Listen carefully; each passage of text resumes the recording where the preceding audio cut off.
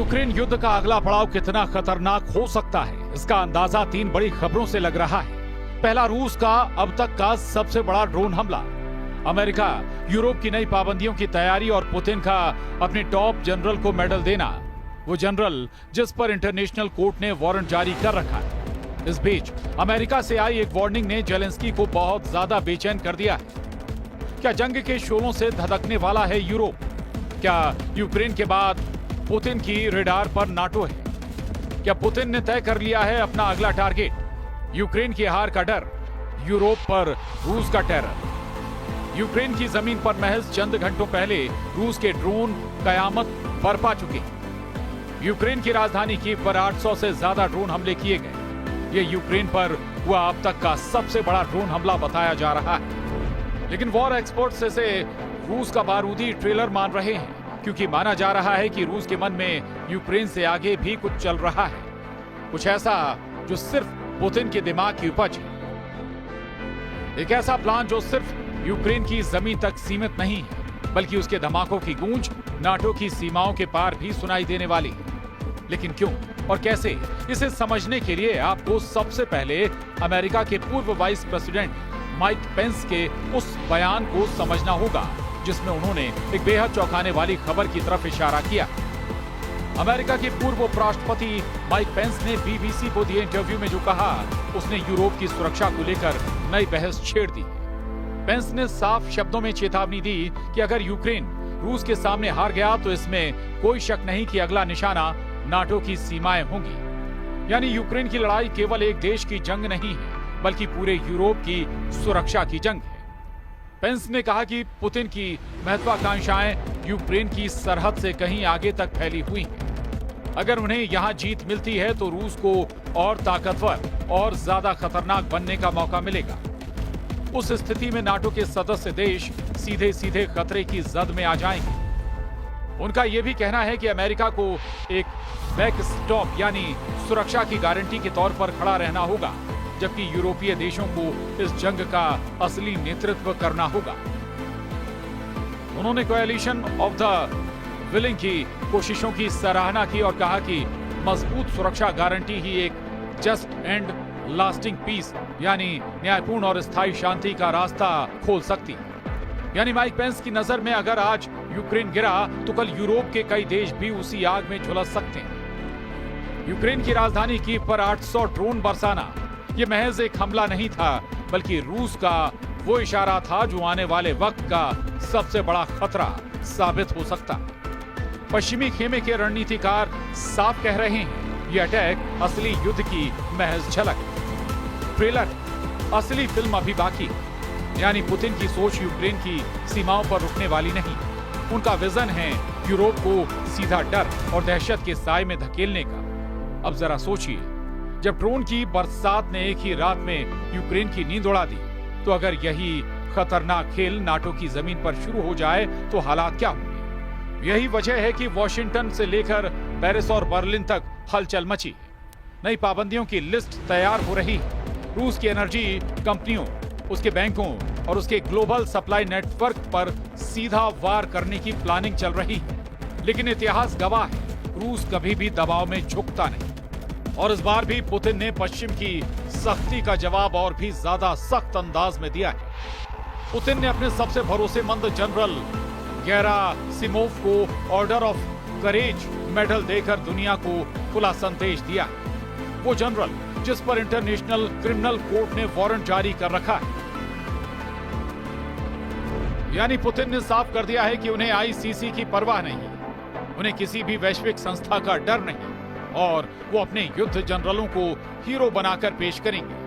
ये तस्वीर रूस की उस रणनीति की है जिसमें सैन्य ताकत के साथ साथ प्रोपेगेंडा भी शामिल है। घरेलू मोर्चे पर जनता को यही दिखाया जा रहा है कि उनका नेता पुतिन पश्चिमी साजिशों से लड़ रहा है और उनके जनरल देश की शान है। लेकिन सवाल यही है कि जब दुनिया का सबसे ताकतवर सैन्य गठबंधन नाटो भी इस आग की जद में आने लगेगा, तो क्या हालात केवल चेतावनी तक सीमित रहेंगे या फिर यूरोप सचमुच जंग के मैदान में तब्दील हो जाएगा?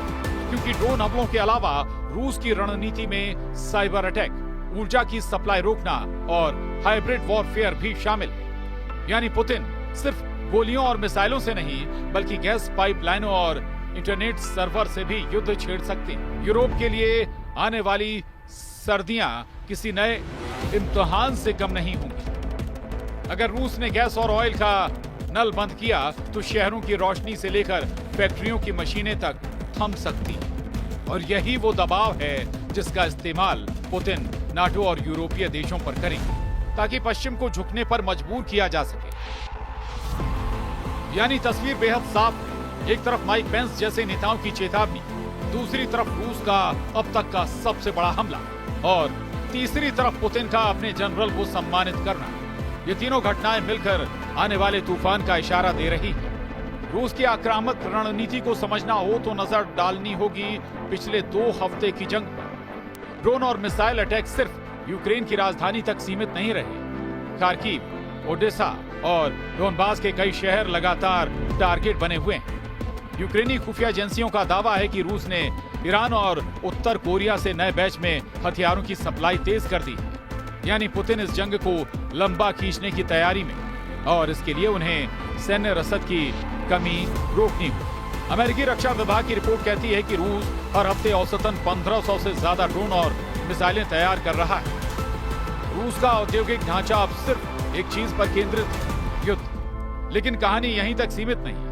मैदानी जंग के साथ रूस ने कूटनीतिक मोर्चे पर भी अपने पत्ते खोल दिए। चीन और रूस की हालिया मुलाकात को लेकर पश्चिमी विशेषज्ञों का कहना है कि ये मुलाकात सिर्फ दोस्ताना तस्वीरों की नहीं थी बल्कि यूरोप के लिए नया सिरदर्द बन सकती है। चीन ने रूस को सीधे सीधे हथियार देने से इनकार किया है, लेकिन डुअल यूज टेक्नोलॉजी यानी ऐसे उपकरण जो सिविल और मिलिट्री दोनों कामों में इस्तेमाल हो सके, उसकी सप्लाई पर चुप्पी साधी हुई।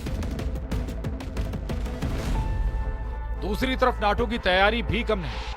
ब्रसेल्स में हुई हालिया मीटिंग्स में फिनलैंड और पोलैंड ने खुलकर चेतावनी दी कि अगर यूक्रेन हारा तो उनकी सीमाएं सीधे खतरे में होंगी। यानी नाटो के छोटे लेकिन संवेदनशील देश अब सीधे सीधे रूस को चुनौती देने की मांग उठा रहे हैं। और जब बात पुतिन की महत्वाकांक्षाओं की हो तो एक अहम सवाल हमेशा उठता है, क्या उनका असली मकसद सिर्फ यूक्रेन को गिराना है या फिर सोवियत यूनियन के पुराने नक्शे को फिर से खड़ा करना? क्योंकि उनके हर भाषण में ऐतिहासिक गलती सुधारने की बात दोहराई जाती है।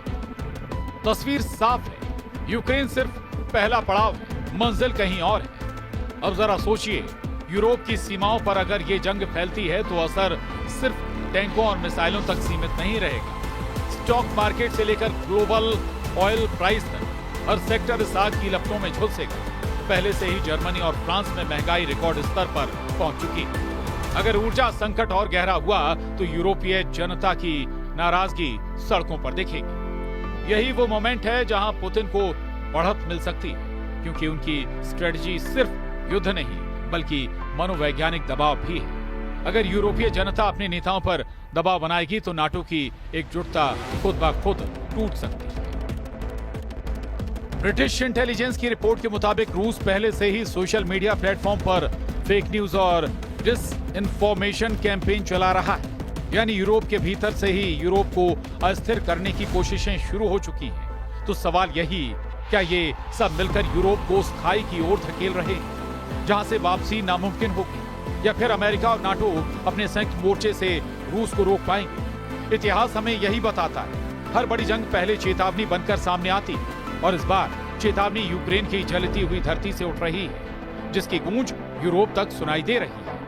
लेकिन इस पूरी जंग का सबसे बड़ा हथियार सिर्फ मिसाइलें और ड्रोन नहीं है, असली बारूद है प्रतिबंधों की सियासत। अमेरिका ने रूस को दबाने के लिए जिस सेकंड स्टेज सैंक्शंस का रास्ता चुना है उसे समझना बेहद जरूरी है। डोनाल्ड ट्रंप ने अपने नए फरमान से साफ कर दिया है कि रूस पर अब सिर्फ सीधी पाबंदियां नहीं लगेंगी, बल्कि जो भी देश रूस की मदद करेगा वो भी अमेरिकी शिकंजे में आएगा। इसे कहते हैं सेकेंडरी सैंक्शंस, यानी रूस के साथ बिजनेस करने वालों पर भी वही सजा जो रूस पर लगाई जा रही है। सोचिए इसका असर कितना बड़ा होगा।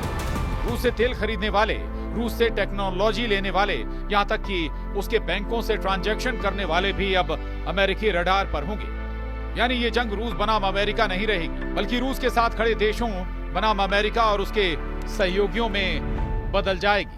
और यहां सबसे बड़ा सवाल उठता है, भारत जैसे देश पर इसका असर कैसा होगा।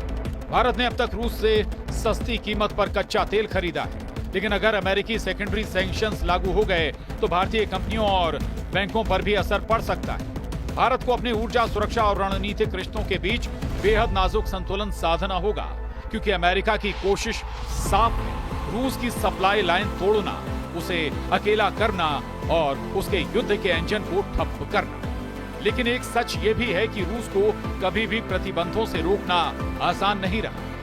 2014 में क्रीमिया पर कब्जे के बाद भी पुतिन पीछे नहीं हटे, बल्कि और मजबूत होकर लौटे। और आज भी जब रूस पर 15,000 से ज्यादा प्रतिबंध लागू हैं, तो उस वक्त भी रूस की वॉर मशीन और ज्यादा खतरनाक रूप ले चुकी है। असल डर यही है, पश्चिम की ये पाबंदियां कहीं रूस को और ज्यादा आक्रामक न बना दें, क्योंकि अगर पुतिन ने मान लिया कि अब खोने के लिए कुछ नहीं बचा, तो उनके कदम और भी खतरनाक हो सकते हैं। और यही वो मोड़ होगा जहां से यूरोप की सरहदें जलती हुई आग में बदल सकती हैं। और अब सोचिए, जब आसमान से ड्रोन बरस रहे हों, जब मिसाइलें शहरों को राख में बदल रही हों, जब गोलाबारी की गूंज पूरी रात गूंजती रहे, तो वही माहौल पुतिन यूरोप की दहलीज पर भी लाना चाहते हैं। हर धमाका, हर धमक यूरोप को आगाह कर रही है कि ये सिर्फ यूक्रेन की लड़ाई नहीं, ये असल में पूरे महाद्वीप पर मंडराता हुआ बारूदी बादल। अगर रूस ने नाटो की सरहदों पर एक ही मिसाइल दाग दी, तो फिर खेल सिर्फ दो देशों का नहीं रहेगा, ये तीसरे विश्व युद्ध की दहशत में बदल जाएगा। जरा सोचिए, ड्रोन का झुंड अगर पेरिस के आसमान में मंडराए, मिसाइलें अगर वारसा की दीवारें तोड़े, साइबर अटैक से अगर लंदन की बत्तियां बुझ जाएं, तो यूरोप का नक्शा किस तरह बदल जाएगा।